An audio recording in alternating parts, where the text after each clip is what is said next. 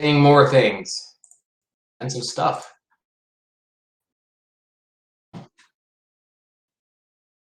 Right.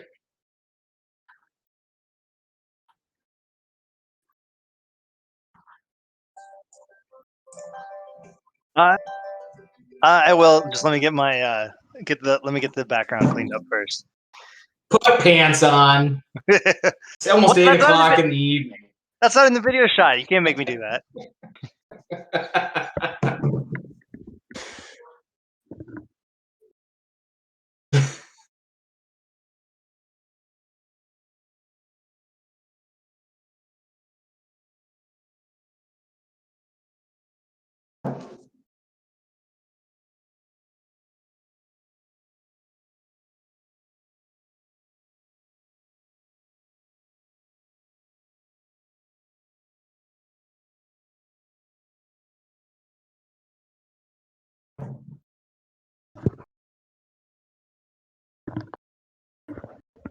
All right.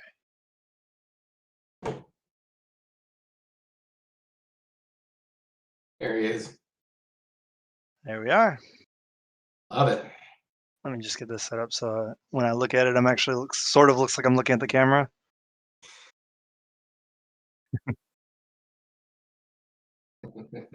Actually, that is a futon.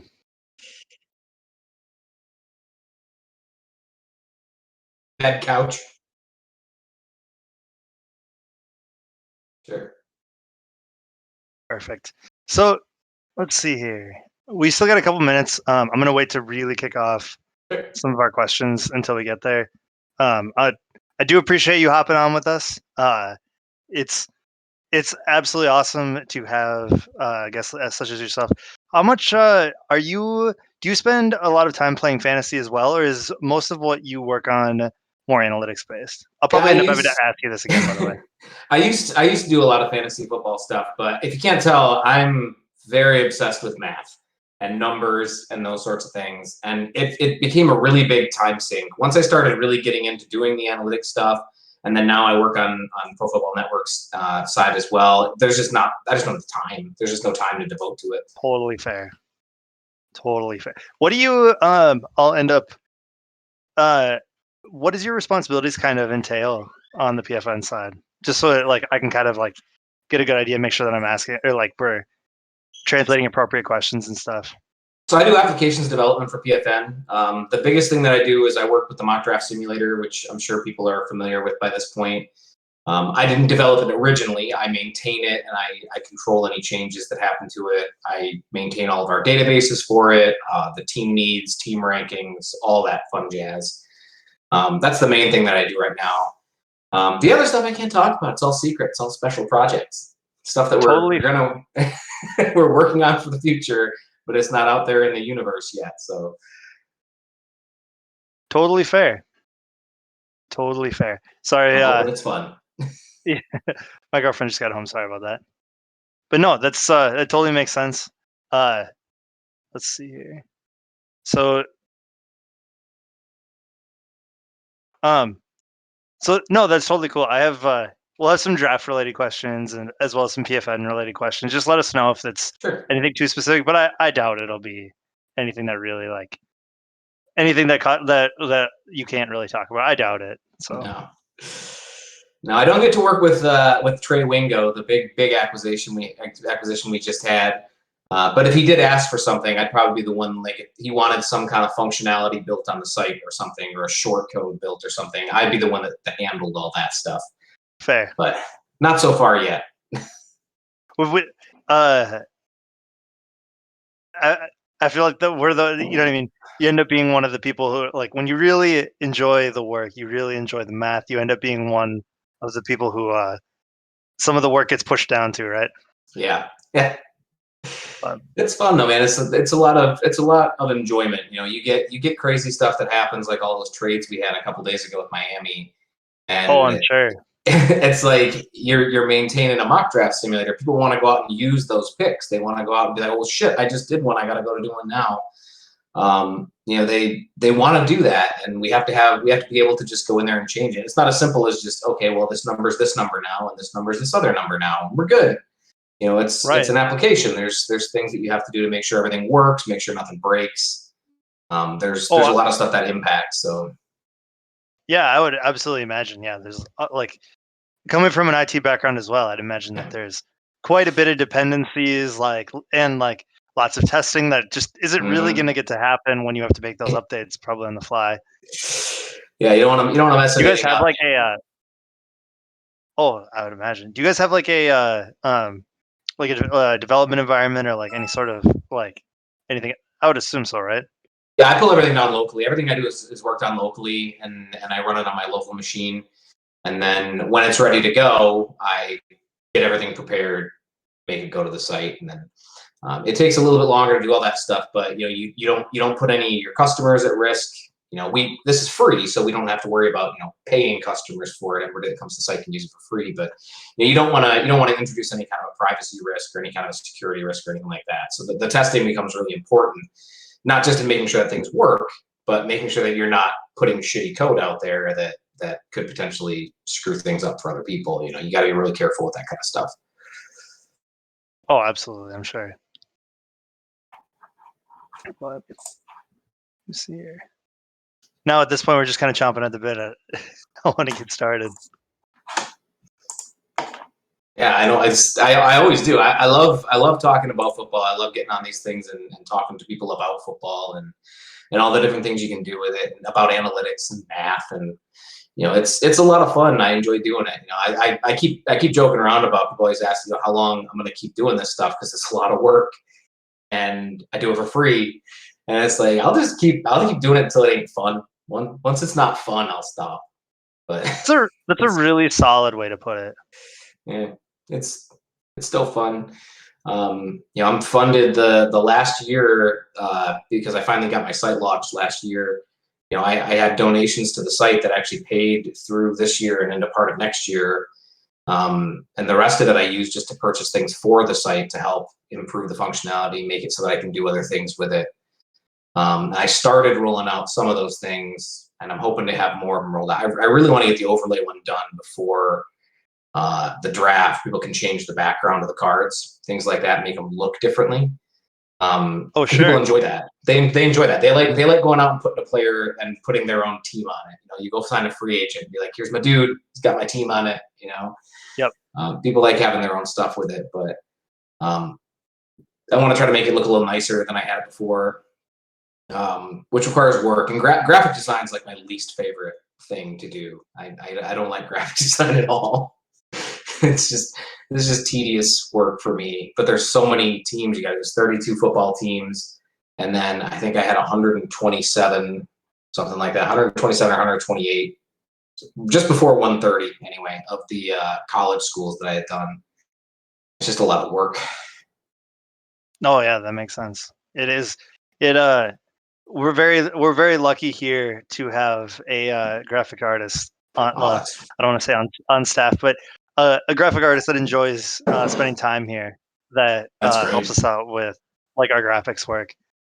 So I work with a lot of graphic designers, and they don't want to do it for me.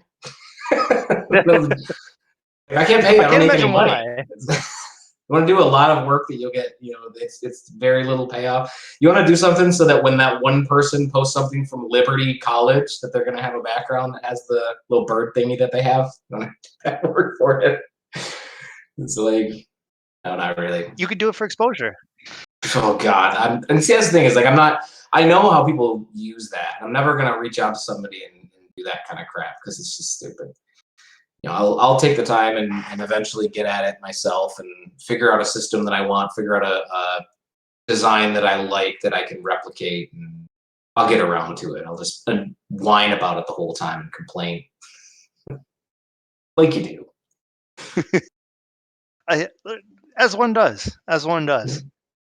We have a few members here that I would describe as having a very similar strategy to dealing with work and with kinds of work like that. So I like that people are commenting about my mustache. I don't have like self-esteem issues or anything like that. I didn't grow up worried about my appearance or anything. But I'll tell you what, as a grown adult male, you don't get a lot of compliments. Like, no, people don't say nice things to you very often, just in general. But ever since I grew this mustache, I get like nice stash bro all the time, and I gotta tell you, that's nice. You know, you don't think about it much as an adult male, but it's nice when people say things like that. So I appreciate Absolutely can confirm. Having a beard, getting the same compliments for the that. beard. So I can confirm that is true, very true. It's a lot of work though. I tell everybody if that and they mention, oh man, I wish I could grow one. It's like try to, and then if they do, I just make sure they understand that like it's not going to do what you want it to do. Just so you know, it's not going to cooperate. You have this image in your head like, oh yeah, I'm just going to grow it out and it's going to do the thing I want it to do, and it's like, no, it ain't doing that. That's absolutely true. One side's going to go this way, one's going to go that way. No. Yeah, I mean, trying to get the beard wax just right, or the mustache wax just right to get it to spin Oh just yeah. properly. Absolute challenge. I had a friend in college who had a handlebar as well. It's looking like we're hitting 7 o'clock, so people are probably going to start rolling in here. But if you want to give us an introduction, we were kind of talking through a little bit of it, but if you want to give us an overview of yourself and maybe just touch on a few things that you enjoy doing. Yeah. So for those who don't know me, my name is Kentley Platty. I'm almost 40.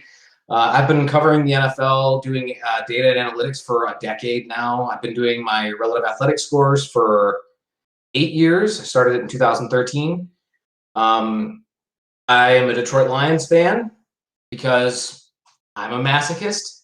Um, but I enjoy football. I enjoy everything about football. I love talking about football. I love hanging out with people who love talking about football. So this is right up my alley, doing this sorts of stuff. I'm currently working as the applications director for Pro Football Network. I cover everything from my website at relativeathleticscores.com. And I provide a ton of data for people out there that cover the draft that want to look for player metrics. I compile as many things as I can from as many sources as I can and try to make sure that people have that data available to them to do whatever scouting they want to do. And that's me. That's awesome. One of the softball questions we usually like to ask our AMA guests is what your experience with fantasy football is like, and what's your earliest fantasy football memory? Yeah, I don't do it a whole lot anymore. As you can imagine, being a math guy, I get really into it, really into it. I used to cover a whole bunch of leagues. I would have a league with my dad and my brother-in-laws, my nephews. I would have a league at work with my coworkers. I had a league that was just me and the people that worked in the cafeteria at work, because whenever I'd go to get my food, they'd stop me and ask me about football stuff. But it's a big time sink for me because I spend so much time compiling all this stuff and trying to find an angle and working on the math portions of it. Once I started getting busier and I started doing more of the analytics stuff, and now working with Pro Football Network and the simulator and those things that I work with, there's just not enough time in the day to do it anymore. So I don't do it anymore just because of the time. My earliest fantasy football memory, God, that's a long time ago. I did fantasy football with pen and paper back when I was in the Navy. This is back in the early 2000s. We would get stat sheets sent to us on the ship, and then because we couldn't watch the games, and we'd sit up and figure out who got what and who won, and then you had to have somebody else check it because everyone cheats. If you ain't cheating, you ain't trying. So we had a whole system going, man. But that's a long time ago, and everything's so much more streamlined and simple. And I feel very old talking about that kind of stuff, because you talk about fantasy football with pen and paper. Most people are like, "How do you even do that?" It's almost where you need a little bit of gray in the mustache just to really Ugh. to really squeeze it in there. Yeah. So I know that a lot of the work that you do is data analytics and statistics. Solar was actually curious what kind of advice you would give to people who want to get started in that field. Learn how to code, and I know that's easy for me to say as a developer. I've been working in IT for almost 15 years. It's easy to say you learn how to code, but it's best to figure out a coding language that you're comfortable with, and to try to learn at least the very basics. One of the easiest ones that you can learn is SQL, SQL. Learn some kind of SQL and find a way to control your data better, because there's only so many things you can do in an Excel spreadsheet, even if you're good at it, even if you're good at working at it. My database outgrew Excel. It just doesn't work in Excel anymore. There's too much data, too many calculations going on. So I had to grow out of it. So I started doing it in Access, Microsoft Access, which used SQL for Access databases. And it also outgrew that because it's just too weak of a tool. If you really get into data and analytics, find a coding language that you're comfortable with and work with it. SQL is a good one. R is a really good one right now to get into. I didn't get into it. I tried and failed, but it's worth trying to get into if that's your jam and you can get in with it. But that's my best advice: is find a coding language that you're comfortable with and at least learn the basics. It'll save you so much time in the long run. It's insane. So that's the easiest one. Absolutely, absolutely. Yeah, we have a few. Solar is definitely an R stand in here, so we get to hear about some of his application work in there as well. Love it. All right, let's see here. You kind of chatted about with us about some of the projects you do with PFN. And I would assume that most of your other work is with relative athletic scores. Are there any other side projects that you're working on as well, or just those are kind of the things that it sounds like those take up a lot of your time? They take up a lot of my time. I'm one of those people who works for fun, and that seems so alien to some people. But I like taking on new projects and trying new things. I like trying to develop new applications and new ways of looking at data. I've worked with a couple of high schools to try to develop ways to, high school programs, to try to work with different ways to test students at the high school level to prepare them better for the college recruiting.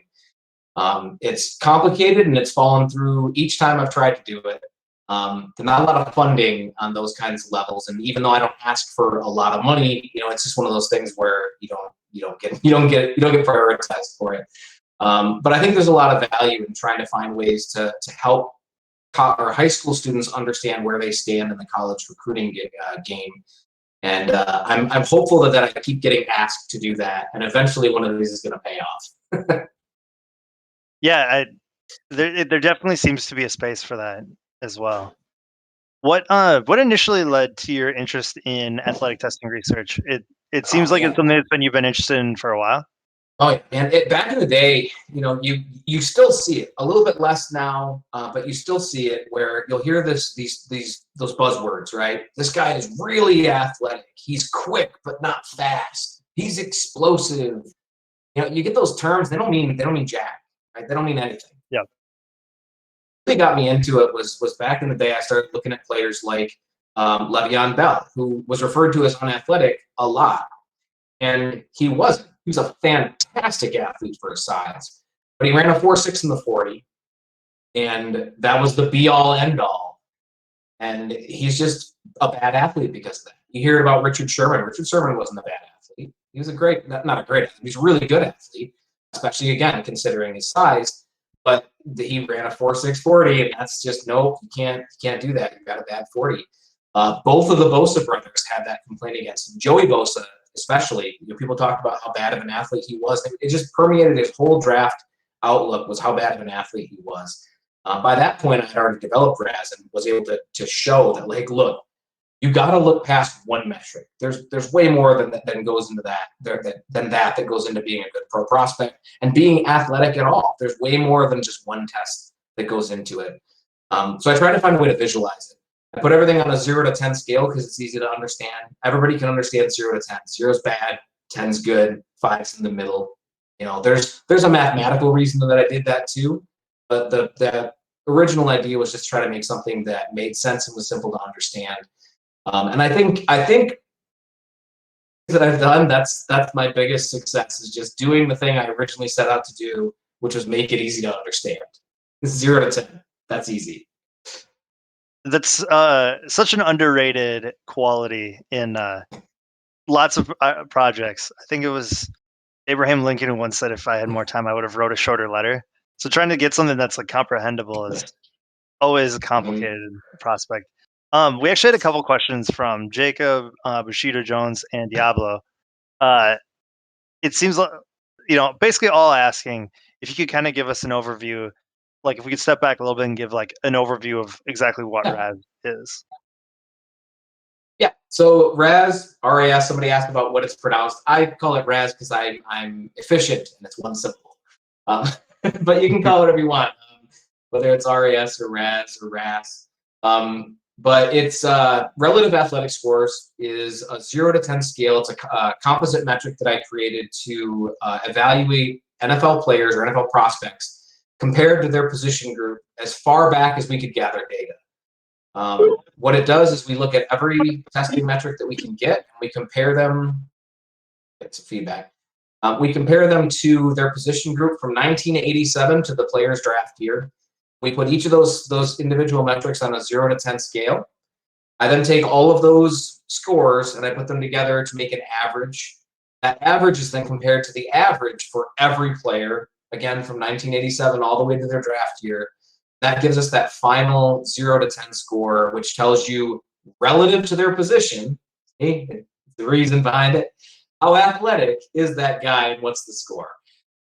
So the whole point was trying to put, again, a 0 to 10 on something just to be able to say how athletic is he compared to everybody else at his position.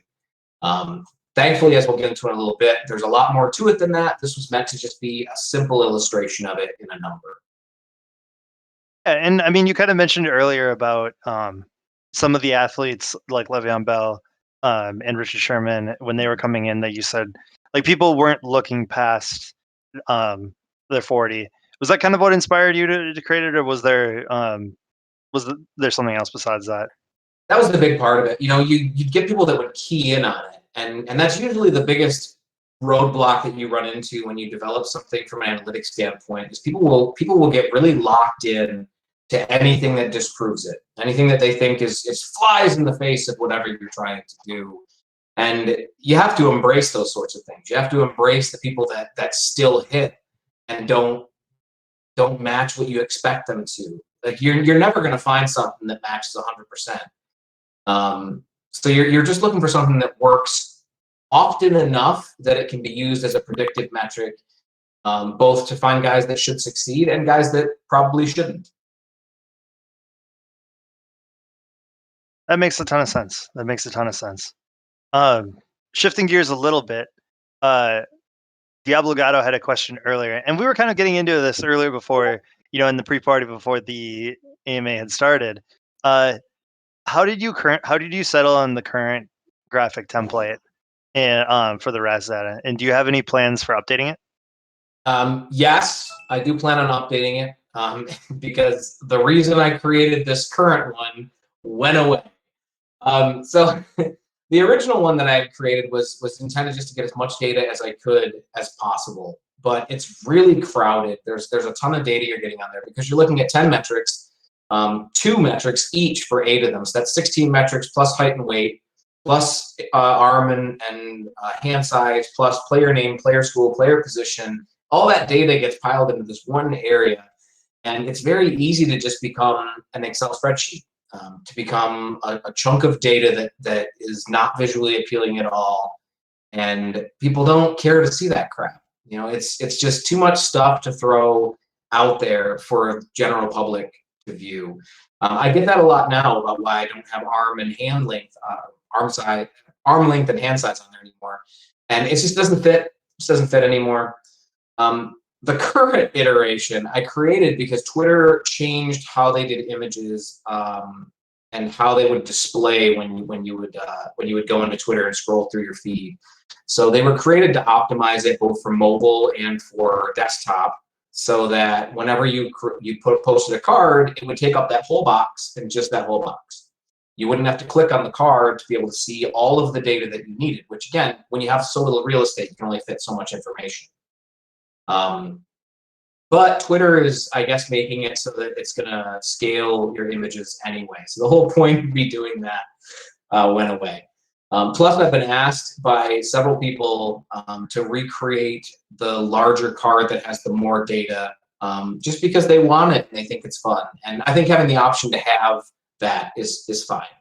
If I have the main one that I do because it's optimized for social, that's great. But if people want to see all that data and stuff, they should be able to. So I'm working at recreating one for that. And as we were talking about, I think offline, might have been online at that point. I'm recreating the overlay system that I had on the downloadable where you can select the school, select the team, those sorts of things. Because people like that stuff. And I want to get all that stuff redesigned and rebuilt into it. It's just not there yet. I've started. The structure is there. The cards themselves aren't. Yeah, no, that makes a ton of sense. Yeah, I mean, we have a few guys here that are super into hand size specifically too. I know we have some guys that do some IDP that probably would also love to see arm length in there as well, or just the general scouting interest. We have some draft nicks as well. It's I mean, that work is fun. So it's really interesting to hear that about the work that's getting added on. I know you mentioned some challenges without having without being able to hire a graphics artist. Yeah, there's not a lot of money in this stuff. I do a lot of this because people want it. There's a demand for it. I get a little bit of ad money from the site, but I do it mostly because it's fun and I enjoy doing it. The cards themselves are great. I added functionality so you can switch player position. So if there's a guy that plays wide receiver and running back, you can just go underneath the card, select running back, hit go. You can do that for any position. If you want to see what KJ Costello would look like as an offensive lineman, you can do that. It's probably not very useful for things like that, but it could be fun, right? I know I had somebody run Jarvis Landry as an offensive lineman the other day. That was enjoyable. But things like that people want, you have to build out that functionality and make it work. I have a whole write-up that comes for the players that tells the individual ranking for every single player test. You can actually flip it now so that it does all time. So currently it goes up to the player's draft year, but I have functionality built up now where you can have it do all time, where it'll compare any player from any year to every player in the entire database from 1987 to 2021. Because people wanted that. People wanted to be able to do side-by-side comparisons of those types of things. And I'm going to keep doing things like that. I'm just keep adding as many things as I can. I'm going to do a player compare where they'll pull up players side-by-side and you can look at them. I've got a lot of stuff planned that is in flight. I'm a bit erratic in how I code. So I have my everything works code that has all my stuff that actually works in one file, and then I have a file where nothing works. And I just take things from here, make them work, and then put them in the other one. That is a certified fresh development technique. Functional, it works. I know that we've had some users in the past mention that it was possible to get the basically the full database out of relative athletic scores. Is that a functionality that you envision returning, or is that something that it was planned to have that removed? So I didn't plan on having that removed. What had happened was people like to ruin things for everybody else. Is what happens. So I do a lot of this work, and I don't present any of this data as if I go to all of these pro days and individually measure all these guys themselves. I don't do that. There's a lot of work that goes into it that I'm not involved in. I compile all of that data into one spot. But there are people who like to take other people's work and present it as if it's their own, which is not cool and not at all. It's just not cool. And people did that.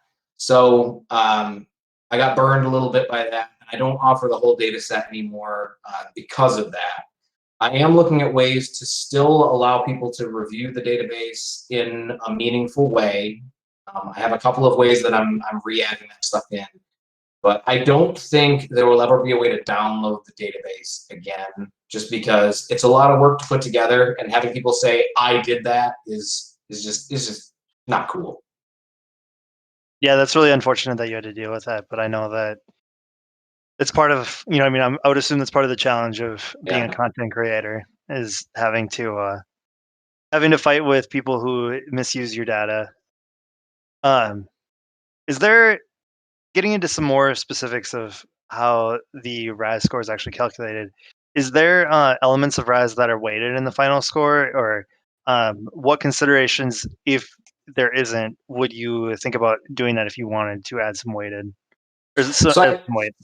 I get asked this a lot, and I don't currently, and I don't have any plans to do that for the current RAS score the way that it's done now, because the intention was to make it as simple as possible. And the way that it works now, the size takes up about 20% of the score, and that acts as a weight against the rest of it. And I did a ton of math to make sure that and that was just really simple. It's just 20%. It's only 2 metrics, but I did a lot of testing to make sure that that was a fair representation of how much size should be taken into account. And it was the best way that I found. Creating a composite metric using hand size and arm size and things like that. I didn't like the concept because RAS is meant to be the same across all positions. It only compares them to the position group, but the actual concept is the same regardless of which position you're looking at. But hand size doesn't mean crap for cornerbacks, really. It matters for running backs. It matters for quarterbacks. Arm length matters for offensive linemen, but doesn't really matter quite as much for some other positions. So, and how much it matters is different. Same thing with the bench press. Longer arms generally means a lower bench press. It doesn't mean they're weaker. It's just how physics works. There's the basic physics that go into how a lever works. And when you're lifting a weight on a bench, you're using a lever. Your arms are levers. So there's a lot of that stuff that comes into it. But I couldn't find a good way to do it where it's universal across everything. Now, having said all that, adding in that type of functionality where that stuff is taken into account is stuff that I'm looking into. I added some explosion stuff onto the site. You can actually pull up any card and do an explosion write-up, and it'll give you some different measurements based on force. I was actually asked to do that.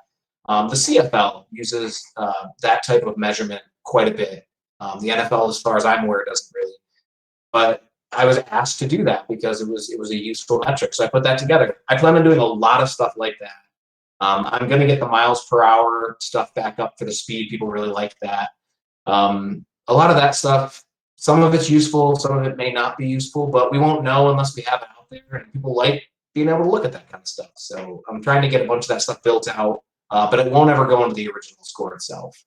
Sure, that makes sense. Is the miles per hour you're talking about, is that based off of their 40 time, or is that like game speed or anything like that? Flying 20. So because we can't get like GPS tracking data out of this stuff, it's just math. It's just taking their 40 times, subtracting their 20, you get the flying 20. And that is presumably the fastest the player is moving at any point during their 40 is during that second half of their 40. And then I think you have to convert it to feet per second, and then it's times 0.681818 or something like that. There's a math version that goes into it. But it's just math. Sure. Kind of getting into some of the 40 stuff as well. Adam Steelers fan is asking if this year have you had to change? Are you changing your process at all without the combine? When like comparing 40s, I know that there is a group of people. There's two camps to that. Some people who fight about not adjusting, and some who fight about adjusting. Where do you fall on that in that debate? So I never adjust regular Pro Day 40s. I did a study back in 2017, 2018 about the difference between a player who ran both the combine and their Pro Day. And you have a general adjustment of about 0.07 for skill positions and 0.1 for line positions. I don't do that because even though that is an average, it doesn't mean that it was universal across every school. Schools are different. It doesn't mean it was universal across players. Some players actually ran slower 40 times at their pro days than they did. So are we adjusting those as well? Using a Lions bust as an example, Tease Tabor ran a 4.62 at the combine and then a 4.72 at his pro day. Are we assuming that his pro day was even slower than that? Some people like to say you got to give that adjustment number, and I don't for the purposes of creating the scores. I don't for the purposes of tracking. I figure people want to make that adjustment, they can make it on their own. And I'm actually building in that type of functionality where you can change the metrics directly on a player's card and rerun their score based on that. I have a calculator up, but you have to enter it in a form or whatever. I'm trying to make it a little bit easier. But I don't. As far as if this year has been different, Yes, so different in so many ways. 40 times have been all over the place, but here's the thing. It's not what people think it is, right? People think that people are getting all these juice times. And they are if you pay attention to the media. But that's not any different than any other year. It has always found the best time and just released those times because it makes the players look good. That's their audience, is the people who are reading this local guys. So they want to hear how their players doing. They want their players to do good. Um, this year, the schools are releasing times that are almost exactly the times that are being released to the NFL. And that's an improvement. In previous years, the schools, depending on which school, would release juice times. Some schools were getting really good at it, and it's been improving for years as schools get laser times added into they get the equipment, they get the program set up so they can do laser timing. It's been improving year after year. But there's still some schools that just juice their times. That isn't happening a lot this year at all. But we're also getting less of that. The schools aren't releasing the times like they used to. Most of the schools are only releasing them to the scouts or the people that are in attendance, and like nobody's there. So we're getting less data, but better data from those sources. Makes sense. That's good to know moving forward. Now, the splits have been awful, even the official ones. So I don't know if that's a byproduct of schools trying different procedures toward the NFL's oversight. I'm not sure what that is, but the splits have been awful this year. Not that they've all been bad. They've just been really erratic, consistently erratic. I know Pitt had just the best. Every one of their guys had the best splits, even if they had crappy 40 times. I think it was Iowa. There was another one that was the opposite, where their 10-yard splits were terrible, even if their guys had great 40 times. I know that it's not correct. I can't really do anything about it because I track whatever information goes to the NFL.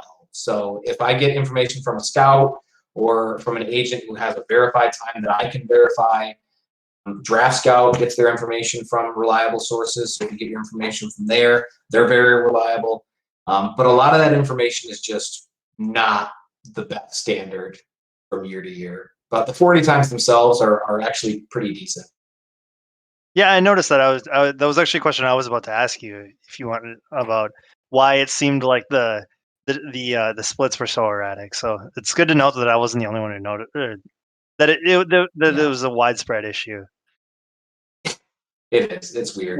Where do you end up doing some automation for collecting your times or like all the metrics, or do you end up having to put in a lot of manual process? It's almost entirely manual. The updates themselves is all automated. I have a system that is very simple for me to make sure that I can do all the updates, get it all up into the tables and everything. But as far as collecting the data, there's so many sources. It's impossible to automate unless I was just ripping off one group of sites. Like if I just took whatever Draft Scout was doing, I could probably do that. But for one, that would be dishonest and a dick move to people who provide a service to the NFL draft community at large. Again, taking somebody else's work and saying, I did that, I did that. But also, people want to get this information like now.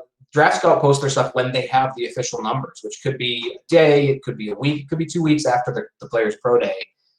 People want to know how bad Gregory Rousseau's times really were now.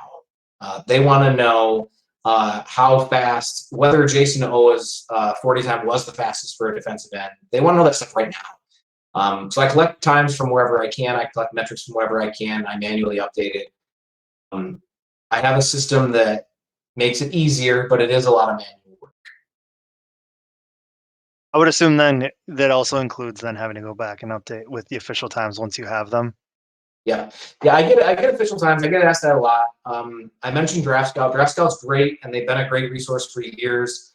But I've been doing this for a while, and I can get a lot of that stuff beforehand. Not to dismiss the work that they do, but I have a lot of people who talk to me about their players. I have agents that contact me about their players and how they did. I have scouts that contact me about it. I get a lot of the information from them most years. This year's hasn't been as good just because there's not the guys that I usually contact haven't been at the pro days. It's just a Oh, weird really? year. It's just a weird year. You know, they don't send everybody out to the pro days. There's still a lot of social distancing guidelines that limit how many people can be there. You know, it's just harder to get that kind of information. But again, the schools have been so good at releasing accurate information that it hasn't been much of a concern, because even the agility times, which are awful, even in normal years, those are awful. They're never correct. But this year, even the bad schools have been really close in those numbers, if not exact. So if you see something that's released from the school, there's a better chance that's correct than not. That's good to know. That's good to keep in mind. It's certainly that's useful having, considering we don't have the combine this year, because it definitely would have made things difficult if we had the normal, like the normal pro day numbers. Uh, Mhm. but it looks like Solar is asking in the chat. He was bringing up the Daniel Jeremiah tweet about GPS data, and you're just kind of curious about how far in your mind do you think NFL teams are away from like moving to GPS data in general? Some teams already have. I think what it's really going to do is we're gonna have to get to a point where we've collected enough data that it becomes meaningful. For anybody that's followed me on Twitter, I generally do my studies from 2000 on. And part of that is just because people don't really remember some of the guys from pre 2000. A lot of NFL fans are just younger, especially on social media. Not everybody's as old as me. But you know, it's not just that. It's that the data wasn't as reliable. The NFL Combine started in 1985, and they started officially collecting data in 1987. And it got changed in 99 and then again in 2005. And it wasn't until 2005 where things really got standardized and started getting tracked and reliably charted.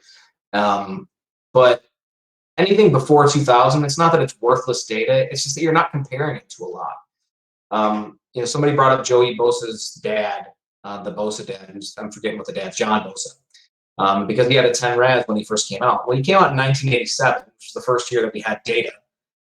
And somebody else had it the next year. And it's not that they tested poorly, it's that he tested against like 18 guys. Whereas Right. now I'm testing against like, I don't know what defensive end is, like 900 something people. You know, I've got over 2,000 wide receivers, 1,700 running backs and stuff. It's a lot different now when you have that much data collected. Because you have a large enough data set, it becomes more stable and more reliable as a metric. The GPS data is going to go through that same kind of learning curve, and that's it's just a matter of when that amount of data becomes sufficient. And I don't have a number on that, but that's what we're waiting on. Yeah, no, I mean that makes a ton of sense. Speaking of comparing historically, uh, who who's been your biggest surprise since you've been tracking this information in their RAS score? God, I have so many. Like I mentioned, a lot of that data from back in the day was not super reliable. But you go back and you watch like guys that were just great, like Robert Porcher from the Lions, who's one of the best pass rushers in Lions history, if not the best pass rusher in Lions history. And he tested really poorly. You don't expect that type of stuff. Um, Earl Thomas didn't test all that well. He's a special type of safety, which you know, there's a subtype that I have where you're not just looking at the score, you're looking at other metrics. But that surprised me. Jarvis Landry is easily the biggest RAS outlier, and I love bringing his card up because it's just the worst. It's just the worst card. Jarvis Landry scored a 0.27 out of 10, which is just abysmal. And it would have been much worse if he wasn't like 205 pounds. If he was smaller, it would have been even worse. But he had the worst shuttle time ever recorded, the worst cone time ever recorded, the worst 10-yard split ever recorded, the worst vertical ever recorded for a wide receiver. And I think it was the worst 20 split ever recorded by a wide receiver ever at the combine. So 5 different metrics out of 10, he was the worst ever. And obviously, Jarvis Landry's had a good career. He tested with a bum hamstring, which nobody should ever do. But he did. He just did terrible, and just the worst. He did heal up and tested again at his pro day, and he tested better, much better, in fact. Still bad, but much better. But it's always my favorite one to point to, just because of how bad it is. Like, it's just terrible. Yeah, I know he shows up in a lot of outlier testing Yeah. since I've been using your RAS scores as well. So given we hit a few historical ones, was there one this year that really surprised you as well? Yeah, Jalen Mayfield didn't test well, and that surprised me. I expected him to test really good, especially in this class that has so many top tier tackles. That was a bit surprising. Michael Carter didn't test all that well. He tested today. He did put up a sub-4 shuttle, which is really, really good. Very, very rare. And a really good cone. So his agility is really good. But I expect him to run a little better. Mac Jones out of Alabama, he didn't test great. He didn't test out as an elite athlete. I didn't expect him to test out bad, but I didn't expect him to test out as well as he did. He tested out a reasonable bit above average. But a lot of people kind of expected him to be much closer to the middle than he actually was. And then Simi Fehoko out of Stanford tested extremely well. And it's not so much that I didn't expect him to test well. I didn't expect him to test that well. And to have as many people who had already been on that train and been watching Simi Fehoko and been like, oh yeah, totally saw that coming. I didn't. I was very pleasantly surprised by how he tested. Let's see. Oh, that's awesome. Changing gears a little bit, we had a question from Sam. What is your opinion on the Nike Vaporfly tech? He used to work at a research lab and was undecided if he could fully appreciate it. He thought that this is an advancement. It seems like a massive jump, and he's rumored that the Vaporfly track spikes were given to an athlete that were tested by an athlete that broke Usain Bolt's 100-meter record. Yeah, any equipment, man, any shoes, anything that you do to get an edge, these guys are on top of. Training is one of those things where it's really, you got to train for this stuff, right? Everybody knows you got to train better at anything. And players train specifically for these drills. And if a player tries some kind of equipment and says, holy crap, this is making me work, this is making me run a lot faster, they're going to wear that shit. They're not going to tell anybody. They're going to keep that right to themselves. All of their teammates will be wearing it when they run, and then it'll eventually get picked up. But it's an edge that is, I think, underrated, because there's so much preparation that goes into this stuff, and so many things that can go wrong with such a high variance drill. A guy has a bad get off, and they talk about this a lot during the combine. So if you're ever paying attention to the actual conversation that's going on, they talk about when guys get off the line. Rich Eisen talks about that a lot when he does his run. But if you make even a little bit of mistake getting off the line, that can really screw up your time, because it not only screws up the actual passage of time, it takes longer, but it screws up how fast you get up to speed. So yeah, any kind of edge, including equipment, players are going to jump right on. People are going to keep getting faster. Yeah, I mean, even talking about that get off, as a former track athlete, like, just watching some of these guys just stand straight up right out of the gate on their 40. I'm like, did you even practice for this at all? Oh god, yeah. You know it too. If you've seen it, you know it, and that's the first thing you see, and it's painful, physically painful to see it when it happens. It's like, oh no. They stand straight up. You're like, why did you even get down in a stance at all in the first place? You could have just started from like a running start, or lined up 2-point. Right. But so one of the moderators here, Burn, is he's also a lifelong Lions fan. So he says, first of all, go Lions. But he's a regular visitor of Relative Athletic Scores and a big fan. And basically, I guess we kind of answered some of his question already, but I think what we're gonna twist this into is like, how have you seen them be indicative of success in the NFL, or in maybe which positions they're a better indicator of, which positions it might be a little more technical as well. Sure. Yes. So I always try to explain it, and it's kind of difficult to really get into it without going really deep in the numbers. But as a general indicator of success, has been fairly correlated, even at positions that it doesn't really make a lot of sense, like quarterback, right? I posted a long thread about 1,000-yard receivers a couple of days ago, and I went through that, and I did it specifically, started at the lower guys, so Jarvis Landry, and I worked my way all the way up. But I started posting it at 8:05 in the morning, and I posted a guy every 5 minutes until 4:20 in the afternoon. The first hour was the guys who tested below average. The rest of the day was the guys that posted above average. So you can look at it that way, man. It's like 7-1 or 6-1, whatever it was. The guys that are above average than below. So it's a better indicator of guys who are unlikely to be successful than it is guys who are, oh my God, for sure to be successful. And you should never look at any metric, any individual metric, as an absolute indicator of success. And athletic testing is one of those you definitely shouldn't, because you have to take into account injury, you have to take into account workload, which I know you got a fantasy question about that part too, about running backs. But in general, the better a guy tests athletically, or not even the better a guy tests, that's not a good way of putting it. Better athletes tend to have better success in the NFL than guys who don't test well. A lot of that has to do with opportunity. The better athletes get drafted higher.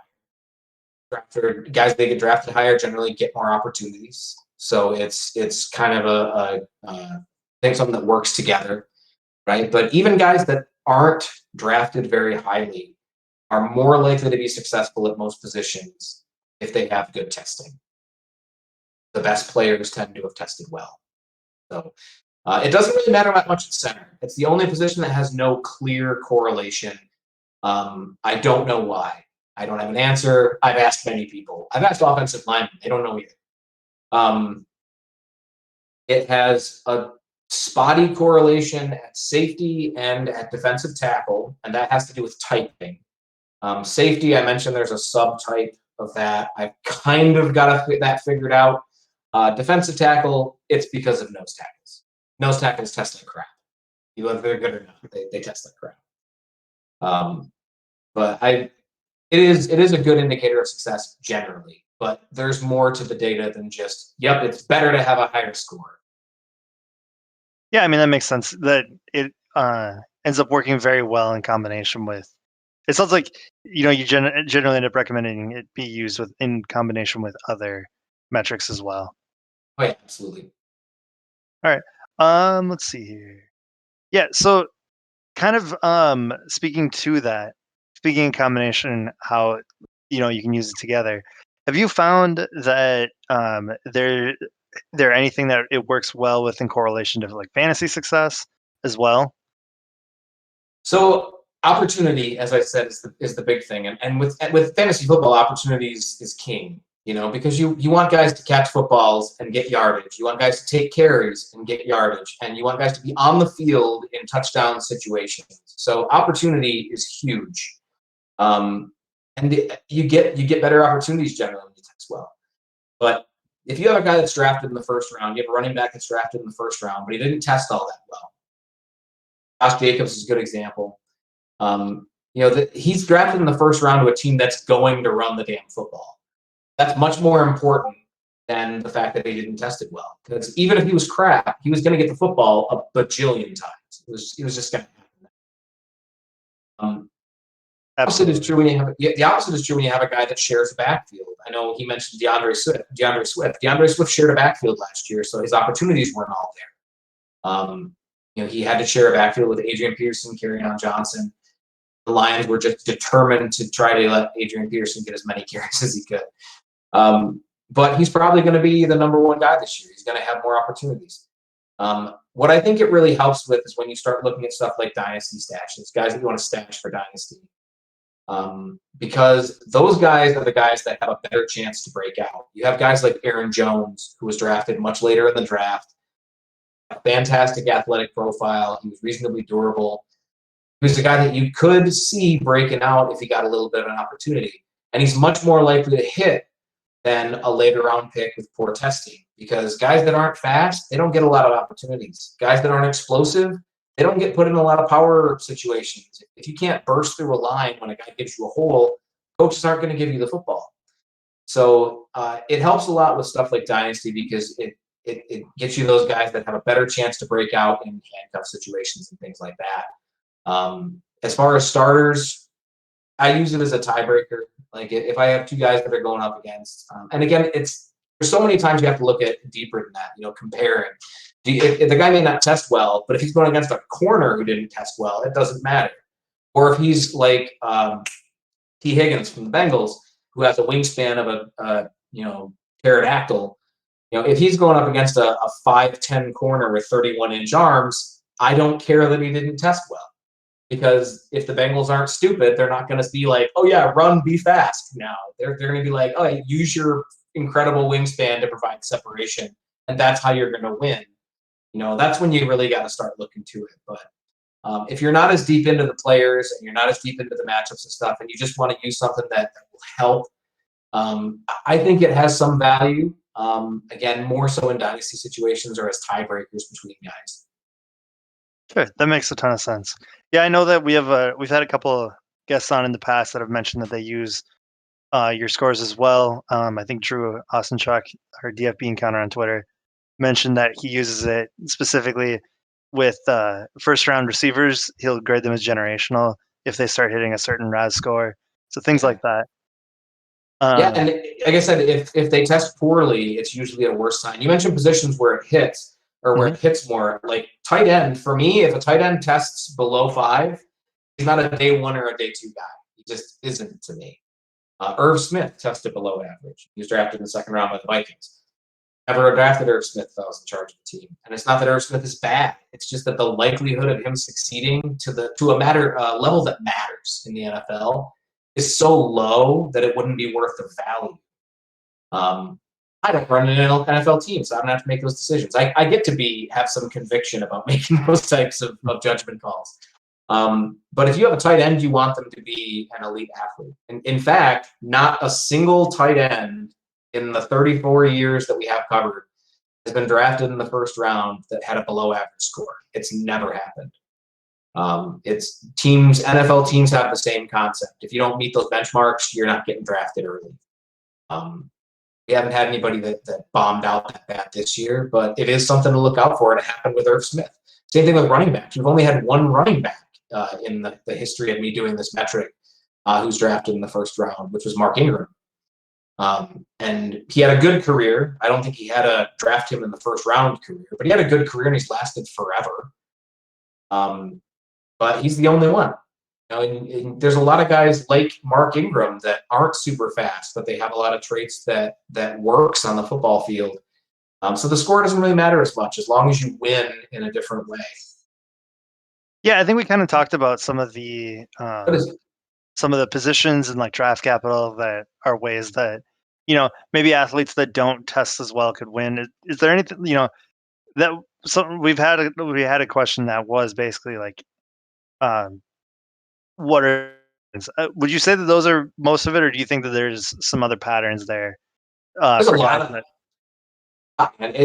there's a lot. I keep mentioning typing. There's a lot of typing in the NFL where we try to break things down, and when you're doing a relative metric, it's difficult to break it down because you need that volume to provide value. So, like nickel corner, if I broke out all the nickel corners, now I have a much smaller data set of cornerbacks. I'm not sure the metric is quite as useful. But you start to look at those types of guys and where they test and how. If you have a wide receiver like T. Higgins, who isn't super fast, isn't super explosive, but that's not how he wins. He wins because he's able to box guys out. He has that ridiculous wingspan. He's got really good hands. He runs a good route tree. You can still win in the NFL with that. There's no reason to downgrade him just because of his testing, because that's not how he wins. If Anthony Schwartz had ran a 4.5, that had been a big deal for his draft stock, because Anthony Schwartz wins by being faster than everybody on the field. So if he is not faster than everybody on the field, what do you have him for? Does he provide that value projecting him into the NFL? Thankfully, he did. He ran a 4.28 or whatever it was. Yeah. But that's what you're looking at, is how does a guy win, and does it really matter? And it's one of the biggest things that I've learned evaluating players in the NFL is how to try to identify those things. Orlando Brown a couple of years ago tested just terribly at the combine, and one of the worst all-time performances at the combine ever for a tackle.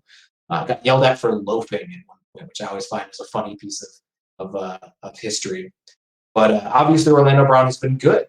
And I go back and watch any players that I miss on, or that have a bad score and still do well, or have a great score and then fail, to try to figure out why. And I didn't even have to do that much, because Orlando Brown explained it all in an interview last year about how he wins and why he's able to succeed in the NFL, about using his length and using an understanding of the angles that players are coming at him. So he's just got these ridiculously long arms, great wingspan, and he's got a really good understanding of leverage. And he's able to use that to beat speed guys that would normally beat slower offensive tackles. They would normally be able to get past guys who tested that slowly just by out-athleting them. He figured out a way to beat that. That doesn't mean that everybody who tests poorly is Orlando Brown. And that's another thing you get a lot, is every slow receiver is Anquan Bolden. Every single one. Unless they're small, then they're Jarvis Landry. Every slow running back with a little bit of balance and power is always Kareem Hunt now. Yeah, that stuff gets me, man. It's like they are not even remotely the same guy.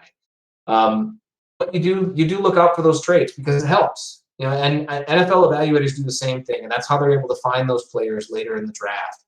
I mentioned typing at safety. The Lions hired Brad Holmes as their general manager. One of the things that he did really well when he was with the Rams was identifying value at safety, finding safeties later in the draft who were really good. And he picked almost exactly the same type every single time. They didn't test that well if you were just looking at an overall standpoint, or the 40.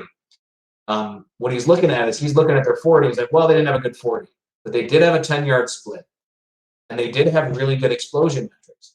So it's not about, oh, can I run fast in a straight line? It's about, is he explosive enough to identify a play, start getting towards where the ball is going to end up being, fast enough to get there? NFL is a game of inches. The difference between a 4.5 and a 4.6, if you're just running next to each other, that's a pretty significant distance. But if you're an explosive guy and you can get up, you can identify something quickly and burst out of your stance quickly and go from a stop to moving as fast as you can quickly, you can get 20 yards faster than somebody who runs faster than you, just by starting faster than they do and getting off faster than they do, which is, we mentioned that about track. It's the same thing on an NFL football field.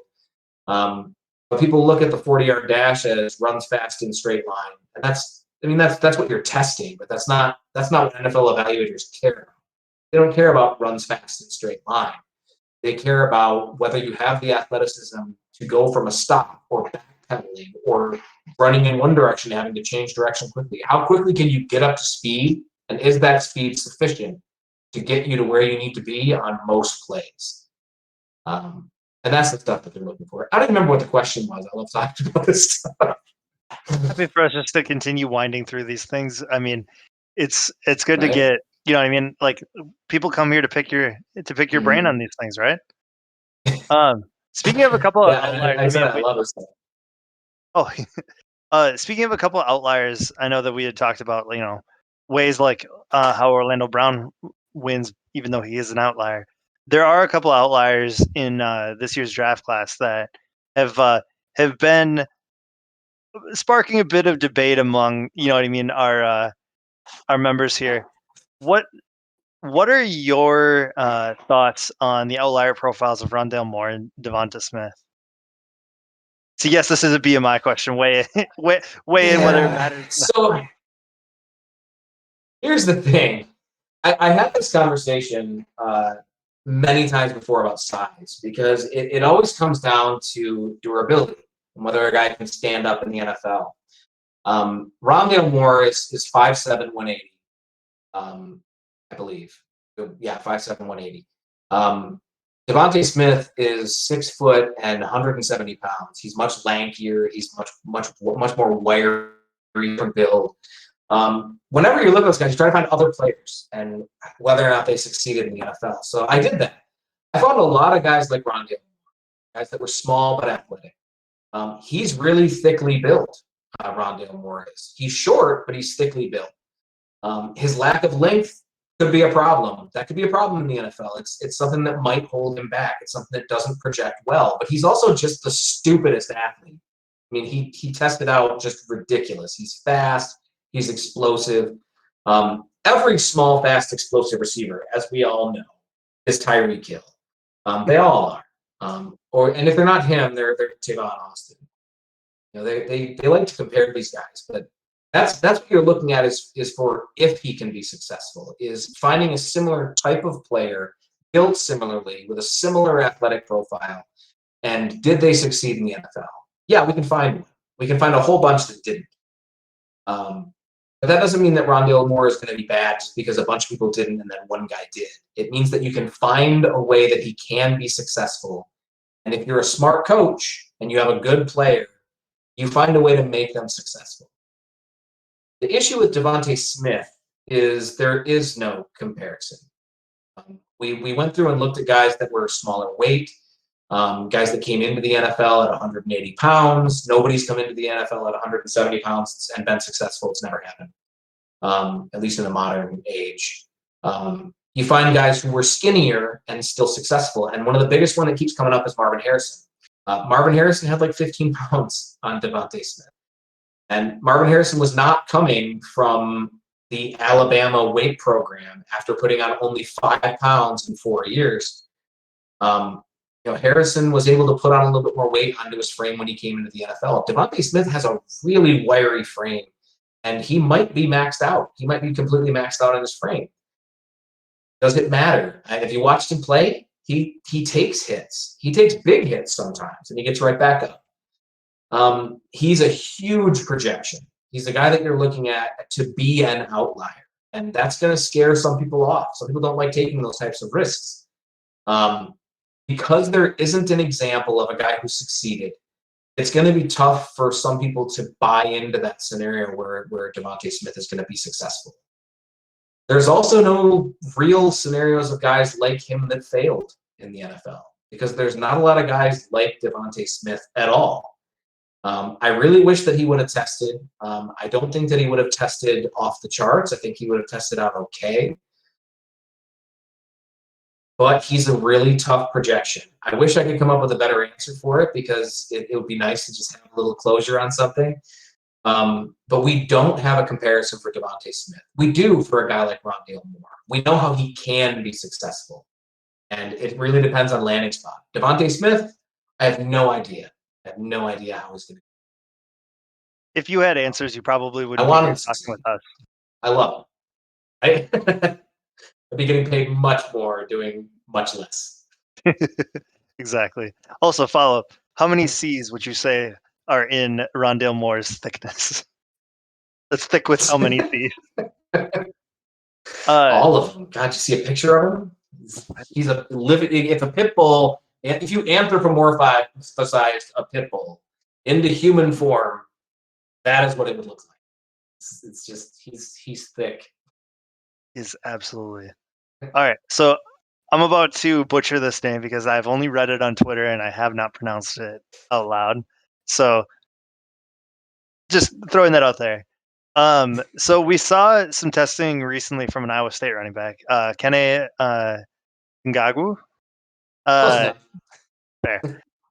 So you put up a top 18 RAS for running backs. That's the top 18 since 1987. What are you doing with that information? Yeah, this is, again, you have a guy who's coming in without a lot of hype. He wasn't the starter at his college. He wasn't putting up huge numbers. So what do you do with a guy like that, right? We've had guys like that come into the NFL before that have bigger flaws. The Lions drafted a guy like that in Dwayne Washington a few years ago, who was just a ridiculous athlete, blind as a bat, and fumbled all the time in college. So much less thought of player than Kenny Wing. But you're trying to figure out how to project him in the NFL. You're not going to draft him in the second round and be like, this is my starter now.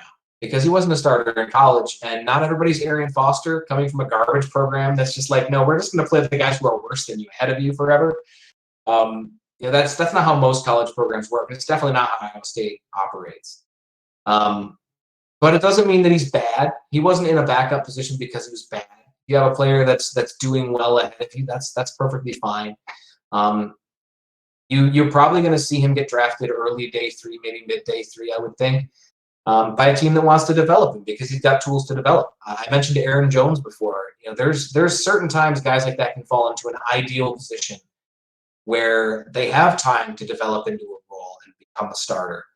From a fantasy perspective, this is your stash. This is your late round stash guy, depending on the team that he goes to. If he's buried on a depth chart and he's just there's no way you can see him getting snaps, then that's probably more indicative of what his projection is in the NFL than how he tested and where he gets drafted. Is how his depth chart looks when he goes there. If he lands somewhere where he gets some opportunities on game day, where he's going to be a game day active, get some special teams time in, and get a couple of carries here and there, that could project well long term. That's the type of stuff you're looking at for guys like that, guys that aren't going to be your day 1-2 types. Yeah, I'd really love to see him in San Francisco with the Shanahan system. See how someone that fast could make that work. They like those types of guys. Right. So moving into some more like the draft analytics discussion, to kind of discuss the Pro Football Network Mock Draft Simulator. How would you say that it's unique out there compared to other simulators, or at the very least, what do you really enjoy about its functionality? I love everything about it because it's awesome, and I say that because I maintain it and I'm the curator of it. But it's free. Anybody can go out there and play this thing and just go out and be a GM for a minute. We go through great pains to make sure that you get realistic results whenever you run a mock draft. Now, that doesn't mean that every single result is going to be what you expect. There's going to be times you're going to run it and you're going to get some weird result where a guy drops that you don't expect it to. I had one where Jamar Chase went 22nd overall. That's very unlikely. That's not likely to happen. But our simulator is set up so those types of situations are possible because we know for a fact draft day that crap can happen. We've seen guys projected to go early day 3, go in the first round in San Francisco. We've seen guys who should not be drafted any lower than the top 5, and we've seen them fall because of stupid reasons like the gas mask thing with Laramie Tunsil. We've seen that type of weird stuff happen, and we've seen stuff that just doesn't have an explanation. O.J. Howard was considered a generational tight end prospect, and he slid in the first round of the draft. It happens every year, but if you run 10 mock drafts, if you run 15, 20 mock drafts, that's not going to happen more than just that once. Most of the time, Jamar Chase is going to go pretty high. You're going to get the type of expectations that you get is going to happen more often than not. Yeah, you'll have those weird scenarios because that stuff happens, and it's fun to see that kind of weird stuff. Maybe you're picking in the 20s and you have some guy that Kyle Pitts who falls. That's not super likely. Kyle Pitts is considered the second best player in the draft by some people. He's also a tight end, really strong tackle and wide receiver and quarterback class. We have 4 quarterbacks that could go in the top 5. We have 3 receivers who should go in the top 10. We have, I think, 7 offensive tackles who could go in the first round, 4 that are for sure going in the first round. That's more than half of the first round already. It's possible that kind of stuff can happen. And what really makes the PFN Mock Draft Simulator special, aside from, again, being free for anybody, is that if you run 10, 15, 20 mock drafts, every single one of those is going to be at least somewhat realistic to the way that it could happen in the NFL. And we go through great pains to make sure that teams draft in a realistic manner, that trades happen in a realistic manner, that the value is generally as realistic as we can be. It's never going to be perfect because the NFL has weird stuff happen all the time. We had a team this past week who traded twice in like 15 minutes. And we're still a month and change out from the draft. That type of stuff doesn't happen, but it happened. So I think that what makes it special is that you can run a draft so fast and see, yeah, this would be really cool if this happened. And then you can run another one and it'll be completely different, but still pretty realistic. Plus, I run it and I'm awesome. So, I mean, just that's a selling point in and of itself. Like, just look at me, I'm awesome. Speaking of some of that, one of our users, Solar, was curious. He had asked about like how do you reconcile frequent like trade downs in the trade logic, or I guess more broadly, does the trade is the trade logic for each team affected by previous trades that happen? So I can't go into too much detail because it's proprietary, but the trade down logic is something we're constantly working on. There's the value part that you have to take into consideration. There's the value of the positions that people are trading up for. There's what's left on the board. There's the team needs of other teams. There's a lot of stuff that goes into the trade logic when you're trying to set this stuff up. How do you reconcile frequent trade downs? So to answer that specifically, that's something we've been working on trying to fix about how often it happens. Trade downs happen, I think, a little bit more often than they should in our simulator. That's going to be fixed within the next couple of weeks, or at least tweaked in the next couple of weeks. As far as how we reconcile that stuff, we just run a lot of sims. We run a lot of sims and we try to collect as much data as we can so that we can collect analytics on ourselves to be able to say this player is going too low for where we rank him, this player is going too high. Everybody loves Mac Jones now. We have to move him so people that can have him going higher in their drafts, even though we don't as a group like Mac Jones all that much. But that's the stuff that we do. We treat it like it should be treated. About users abusing trade downs, there's nothing we can do about it because theoretically that could happen. A team could theoretically just continue to trade down and just amass picks. It doesn't happen in real life. It's unrealistic. It is something you could do. You know, if a team decided that they just hated this draft and they wanted to trade out of every single one of their picks to collect picks in future drafts, they could do that. You could go into next year's draft with 27 draft picks. It just doesn't happen. NFL teams don't work that way. Do we try to dissuade them?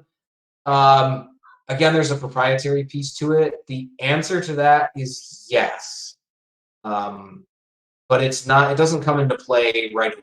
So if you trade down, like if you get lucky enough and you get a bunch of short trades, I love those. I love short trades. I want to trade up 3 spots for an extra day 3 pick. Yeah, sure, cool. I'll take your money. That's cool. You know that if you get lucky and get a whole bunch of those, you could probably get a lot of picks. Because it uses value to figure out what the pick is worth. You don't generally get a whole bunch of those unless you're really lucky. That totally makes sense. Shifting gears a little bit, this is something I wanted to ask you about. So I've seen some recent studies talking about or at least suggesting that the analytics is leading to more intelligent draft capital by the NFL teams. So essentially saying that NFL teams' draft cap is getting smarter. Is that something that you have looked at in the past or measured at all? Yeah, it's hard because we fall back on the same problem. And if anybody has followed me on Twitter, they know I've talked about this 7 or 8 times a year, every year during draft season. But one of the biggest struggles that we have evaluating what constitutes a successful pick in the NFL draft. Is it a player that makes a Pro Bowl? Well, there's only so many Pro Bowls a year. I have Pro Bowls tracked on my website because it's at least somewhat useful. We have enough data to be able to say it's somewhat useful.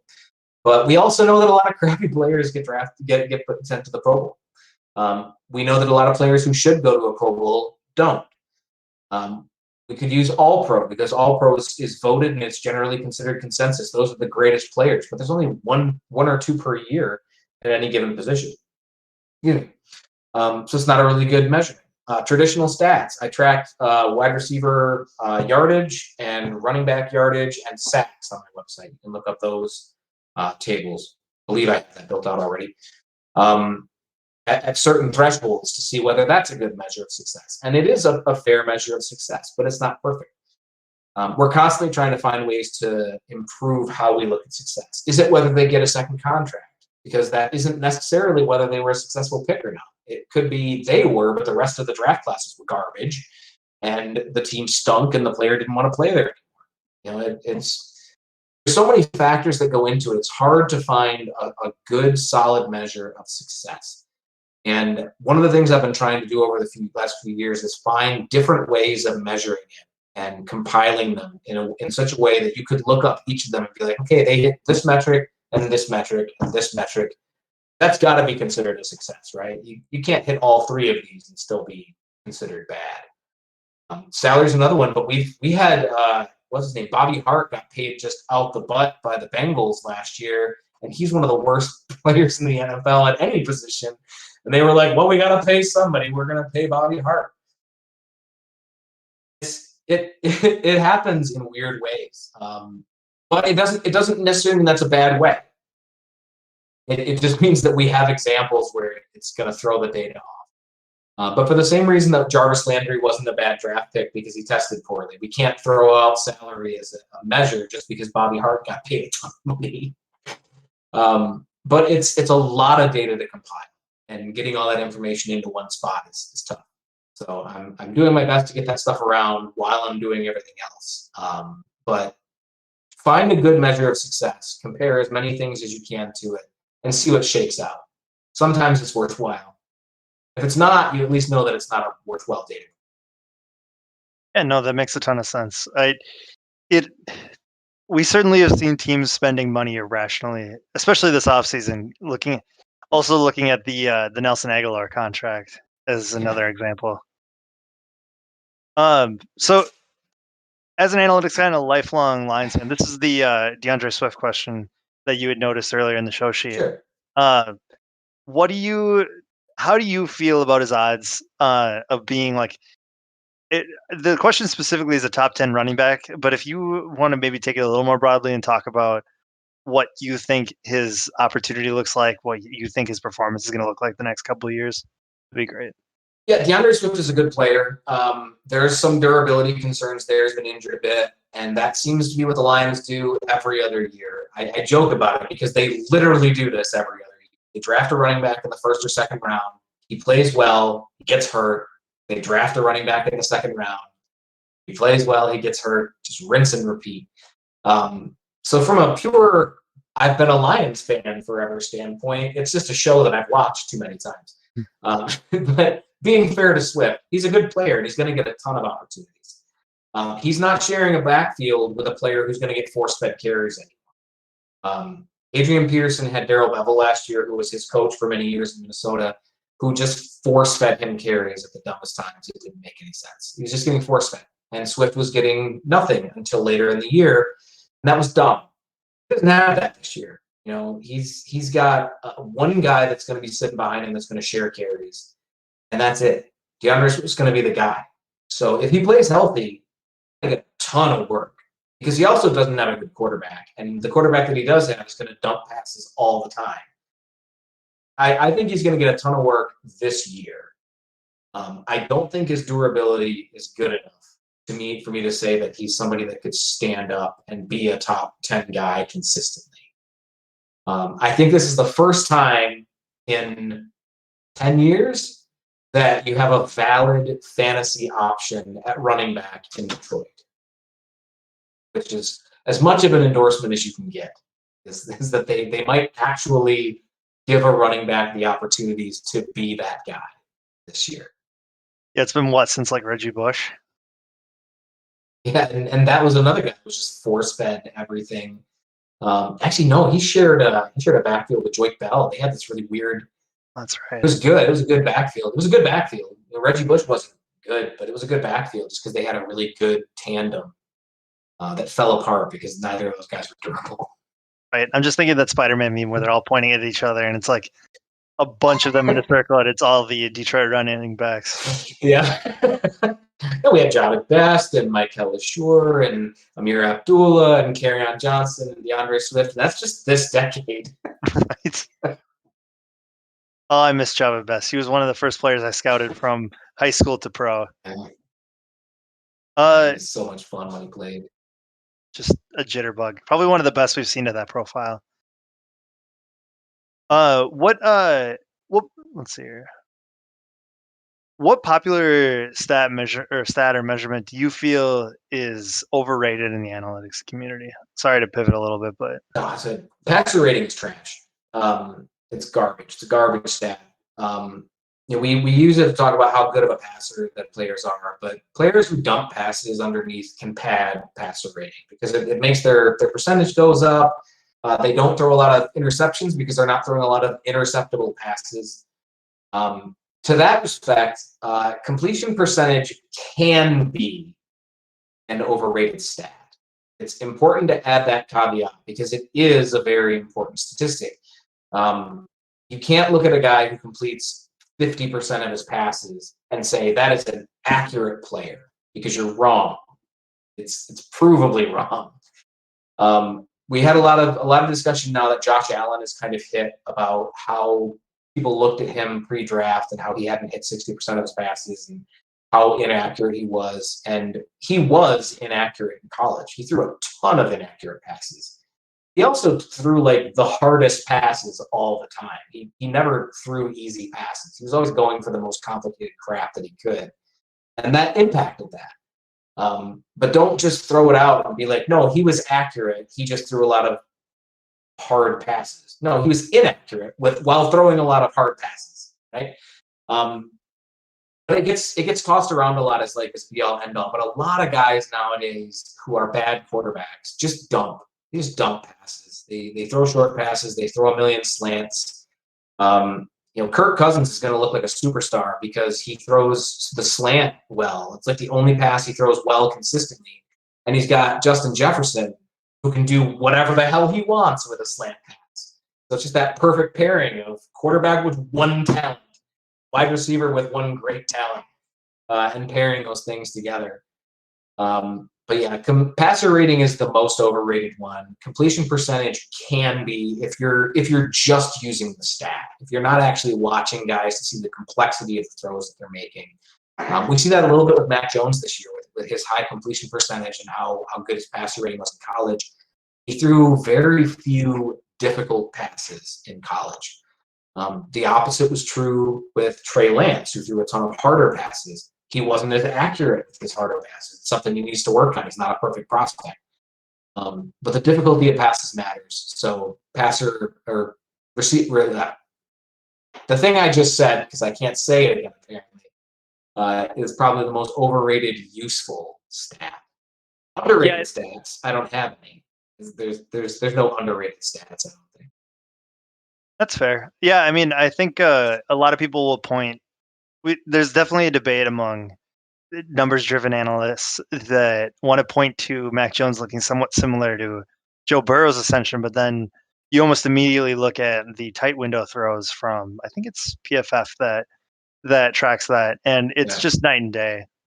It is. And the arm strength thing is another thing that always gets me. It's not a stat, but people always like to put arm strength. Like, look at this pass where he throws 60 yards. Like, I can get you a video of Kellen Moore throwing 60 yards. I can also get you a video of him throwing the exact same arc on that 60-yard pass on a 15-yard pass. He had no arm strength.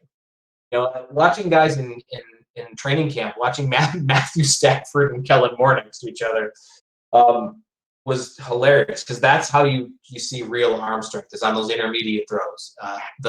As much people like to point to those go routes and the fly routes and stuff like that, the best measurement of arm strength on an intermediate out. If you can watch two guys throwing an intermediate out, you will see the difference in arm strength. It's apparent. It shows up. Yeah, I mean, absolutely. Like touching the those 10 to 20 yard out routes are absolutely where it shows up when they need to get the ball there immediately. Yep. I know this question wasn't for me, but I do want to point out yards per carry as a overrated stat as well. Yeah, there's so much that goes into yards per carry. It's mostly the line, and yards per attempt. So this, like I said, for me, there are no underrated stats. There's a lot of overrated stats. Yards per attempt can be a good indication of a quarterback who's just dumping, but every quarterback is a system quarterback. The idea that somebody's a system quarterback is not a valid argument, I think, in today's day and age. This is something I've been turned around to over the last couple of years because every quarterback has a system that they're the best in, and they function best in that system. And if they go to another team, that team is going to install that system because that quarterback is good at it, and it's the quarterback. Doesn't necessarily mean that they're a bad passer. It just means that their passes are generally going to have less depth. I mean, they have weak arm, a poor arm strength. It just means that they don't throw a lot of deep passes. They don't have to, So that's another one that I think gets overrated a lot. There's so many overrated. I have a trick question for you. Is are sacks a quarterback stat? Yes and no. It is a trick question. I'll answer this way. So it isn't if I look at it the right way. Sacks is a quarterback stat. As long as you're saying, can quarterbacks cause sacks? Yes. Offensive linemen also can. So can defensive ends just by being really good at it. I think if you look at it as an individual stat for each position, that answers a pretty comfortable yes. A lot of sacks are just caused by the quarterbacks screwing up, holding on the ball too long, running into their offensive lineman's butt. There's that type of stuff happens. It's the quarterback's fault. But offensive tackles getting their butt kicked, I mentioned Bobby Hart before. It's a thing also. So as a Lions fan, Solar's curious. Do you have any insight on who the Lions are going to take with the 7th pick, or at the very least, who do you want them to take with that pick? I have no insight. No significant insight that changes anything that I already thought they would do. I think the Lions were targeting a quarterback, and that's why I think the Dolphins traded up. And then there was not just the Dolphins, the 49ers, all those trades and stuff happened. That's why the Dolphins traded down and then back up. That's why the Eagles are where they're at. Everybody's looking at trying to get a quarterback. I think the Lions were one of those teams that wants to get a quarterback in this draft class because 2022 doesn't look that great, and the Lions are not going to roll with Goff longer than they have to. So if one of the quarterbacks in that top 4 falls, that would be my ideal pick. I have 4 quarterbacks in my top 5. So if one of those guys is there at 7 or they trade up for him, that's perfect. Rebuild your team from the quarterback. If they're unable to, or if all those guys are gone, it's going to be a wide receiver, I think. I think it's going to be Devontae Smith or Jamar Chase or Jalen Waddle. I have a pretty good feeling that Jamar Chase is going to be gone, so it's probably between Smith and Waddle. I don't think they're going to trade back just because teams have to be willing to trade up. And if they're trading up, it's for a quarterback, and the Lions aren't going to take a quarterback, or are going to take a quarterback rather than trade down if one's on the board. So ideally a quarterback, otherwise a wide receiver. Or if Penei Sewell falls, hell, we'll take him, throw him at left tackle, move Decker back to the right, be done with that forever. Not have to touch tackle position for years. Right, that would be super nice for you guys, I'm sure. What's your preference between Waddle and Smith if you had to choose? So this was tough for me because I think Waddle's the better athlete, but he's also got those injury concerns that are more concerning than the size is for Devontae Smith. I don't like to gamble on outliers. If you continue to gamble on outliers for your team, then your team will either have no outliers or nothing but outliers, and neither of those are winning teams in general. So I don't do that often, but I've watched enough of Devontae Smith to know that, again, there's no comp for him, and I feel comfortable that if he stays healthy, Devontae Smith could be the best wide receiver in this draft class, even as good as Jamar Chase is, even as dynamic as Jalen Waddle is. I think the best receiver in the class could be Devontae Smith just because he catches everything. He runs every route. He can do anything you need him to do.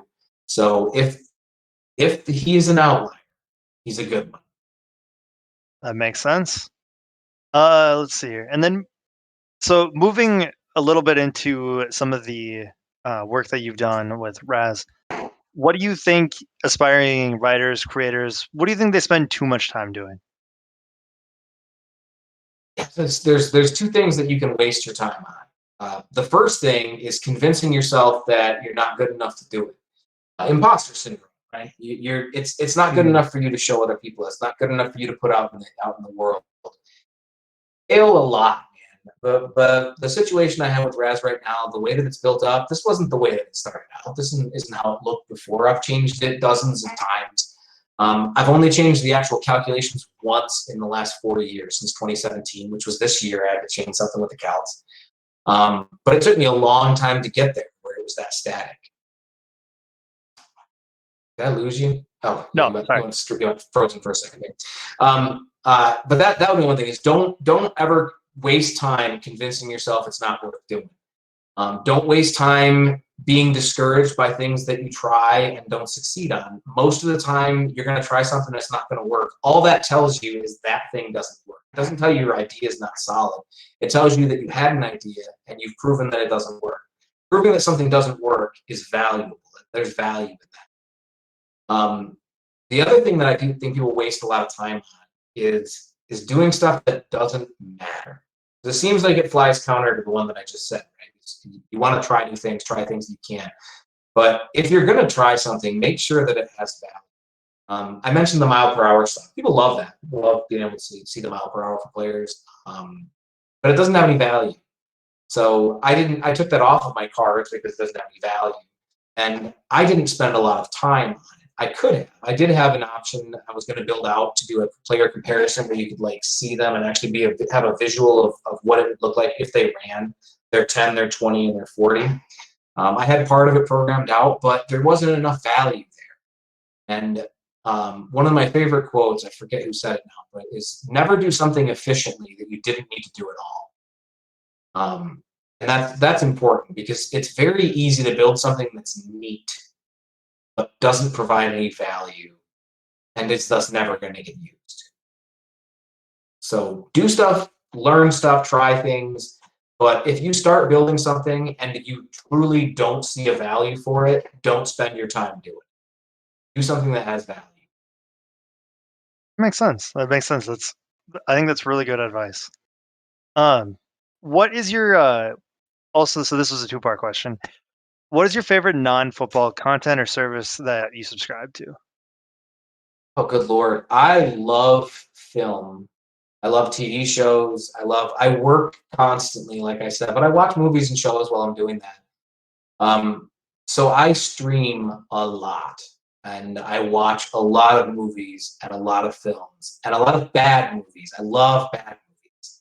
So when it comes to my favorite content, it's Amazon Prime.